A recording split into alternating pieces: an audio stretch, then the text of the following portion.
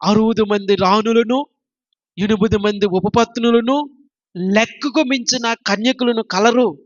నా పావురమా, నా నిష్కలంకురాల ఒక్కతే. ఆమె తన తల్లికి ఒకతే కుమార్తె, కన్న తల్లికి ముద్దు బిడ్డ. దేవుని నామానికి మహిమ కలుగును గాక. హల్లెలూయా. సొలొమోనుకు అనేక మంది భార్యలు ఉన్నారు, ఉపపత్నులు ఉన్నారు, రాణులు ఉన్నారు. ప్రియులారా, లోకానుసారముగా చూసినట్లయితే ఇది మంచి సంగతి కాదు.